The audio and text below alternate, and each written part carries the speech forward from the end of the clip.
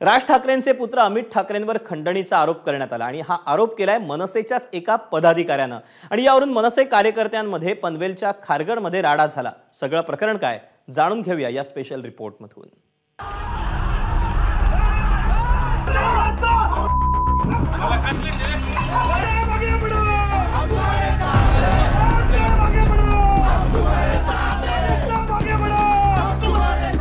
घोषणा सुरू आहेत राज ठाकरे जिंदाबादच्या आणि तोडफोड सुरू आहे मनसेच्याच कार्यालयाची।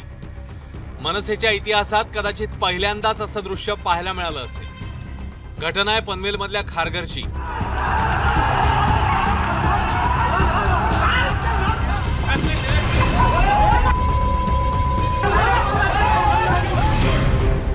खारघरमधल्या मेडिकवर हॉस्पिटल बाहेर मनसेच्या दोन्ही गटांमध्ये जोरदार राडा झाला। मनसे माथाडी कामगार सेनेचे पदाधिकारी महेश जाधव यांनी राज ठाकरे आणि त्यांचे पुत्र अमित ठाकरेंवर गंभीर आरोप केलाय।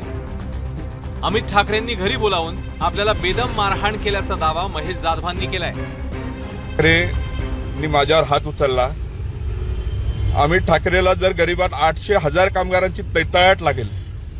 अरे अमित ठाकरे म्हणजे दलाल आहे, हा राज ठाकरे म्हणजे दलाल आहे। राज ठाकरेंनी हा दलालीचा पक्ष उघडलाय। त्याचा पोरगा दलाली गोळा करतो बसून, त्याचा खंडणीखोर साला कॉन्ट्रॅक्टरकडनं पैसे गोळा करायचे, कामगारांना देशोधडीला लावायचे, हे धंदे करतो हा राज ठाकरे आणि राज ठाकरेचा पोरगा अमित ठाकरे। मला बोलवून कामगारांच्या समोर मारलेलं आहे। आज कामगार ते म्हणत होते आम्ही जात नाही ह्याच्या बरोबर, तर त्यांनी माझ्यावर हल्ला केला। महेश जाधव यांनी केलेल्या या आरोपांनंतर मनसेचे इतर कार्यकर्ते जाधव उपस्थित असलेल्या मेडिकवर हॉस्पिटल बाहेर गोळा झाले आणि दोन्ही गटात जोरदार राडा झाला।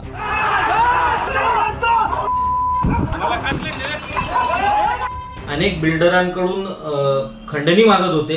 अनेक कंपन्यांचे जे मालक आहेत त्या मालकांचे राजगडवरती तक्रारी येत होत्या की मराठी कामगार सेनेच्या माध्यमातून आमची पिळवणूक सुरू आहे। ज्यावेळी महेश जाधव हे कामगारांच्या समोर आले आणि कामगारांनी ज्यावेळी त्यांना काही प्रश्न विचारले आणि त्याची उद्धटपणे त्यांनी उत्तरं दिली, त्यावेळी कामगारांनी प्रक्षुब्ध होऊन त्यांच्यावरती हात टाकला। महेश जाधव यांना माननीय अमित साहेब यांनी बाजूला केलं, त्यांनी त्यांना वाचवलं, तिथून कामगारांपासून वेगळं केलं। अमित ठाकरे आणि महेश जाधव यांच्यात झालेल्या संभाषणाची क्लिपही समोर आली आहे, ज्या क्लिपमध्ये अमित ठाकरे हे महेश जाधव यांना राजगडवर या असं सांगतायत। हॅलो साहेब, जय महाराष्ट्र। बोला साहेब, ते ताराचंद बद्दल जो विषय आहे ना, त्यामध्ये 830 वर्ष झाली युनियन आहे आपली। तर 30 वर्ष जुनी जी युनियन आहे राष्ट्रवादी, कुठे राजगडला आहे ना? नाही, मी बाहेर आहे कर्जतला। तिथून मला पोचताना मी पोचू शकत नाही, 2, 2:30, 3 वाजेपर्यंत येऊ शकतो। तर ते सांगण्यासाठी हा कर्जतच्या पुढे आहे, म्हणजे मी त्या आतमध्ये गावामध्ये, तिथून यायला मला घरी यायला लागेल आणि घरून चेंज करून मग मुंबईला यायला लागेल। कारण मुंबईला यायला म्हटलं तर 2-2.5 तास लागतात सर इथून। आणि आता बरोबर 12ला मी 2 वाजेपर्यंत येतो। फक्त थोडं शॉर्ट मध्ये तुम्हाला सांगतो सर, 30 वर्ष जुनी। 10 वाजले, 2-2.5 तासात पोचा। 2 वाजेपर्यंत काय येतो? वहिनींनी सांगितलेला विषय हा, उगाच तुम्ही वेळ नका काढू याच्यात। विषय तरी ऐकून घ्या माझा सर तुम्ही। विषय मी ऐकला, मला मनोज सर बोलले की सर 30 वर्ष ते राष्ट्रवादी आणि काँग्रेसची युनियन आपल्याकडे आलेली। तुम्ही आता 2-12:30 पर्यंत पोचा राजगडला। सर 12:30ला ते लेबर कमिशनरकडे मीटिंग लागली आहे सर त्याच विषयाची। मग ती आज कॅन्सल करा, पुढची तारीख नाही करताय सर तसं, लेबर कमिशनरकडे मीटिंग कॅन्सल आता मला घरनं सांगितलंय हा विषय, आता पुढची तारीख घ्या आणि आता राजगडला पोचा तुम्ही। सर मी पहिली मीटिंग करेन, नंतर तुमच्याकडे राजगडला पोहोचेन सर। कारण ती मग राजीनामा घेऊन जा, तुम्हाला एक सांगितलेलं कळत नसेल। ठीक आहे सर, राजीनामा पाठवून देतो सर, घेऊन द्या राजीनामा घ्या सर। मनसेच्या 2 गटात झालेल्या राड्यानंतर महेश जाधव आणि संदीप देशपांडे यांच्यात चांगलंच वादयुद्ध रंगलं। 20 वर्ष काम करताना अनेक लक्षात आलं, पण प्रत्येक वेळेला माणूस काय असतो की जर माझा विषय नाही तर मी कशाला लक्ष घालू।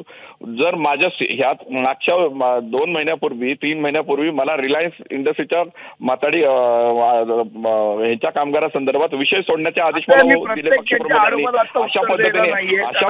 अशा पद्धतीने मी पुरावे देईन, या सगळ्या गोष्टीचे मला आदेश दिले, याचे पुरावे आहेत माझ्याकडे। प्रत्येक गोष्टी अमित ठाकरेंनी मला फोन करून सांगितलं विषय सोडायचा. अमित ठाकरेंनी मला हा विषय अमित ठाकरेंनी मला हा विषय सोडून देण्यासाठी प्रेशर केलं. त्याचा फोन आणि फोन रेकॉर्डिंग सुद्धा आहे माझ्याकडे, मी ते सुद्धा पाठवतो. जर एवढं पाठवा, तुम्ही जे असेल ते पाठवा, बघू आपण. राज ठाकरे आणि त्यांच्या पुत्रावर मनसेच्याच एका कार्यकर्त्याने थेट खंडणीचे आरोप केले. महाराष्ट्र नवनिर्माण सेनेने मात्र या आरोपांचं खंडन करत महेश जाधव यांचीच पक्षातून हकालपट्टी केली आहे. विनायक पाटील, एबीपी माझा, नवी मुंबई. एबीपी माझा, उघडा डोळे बघा नीट.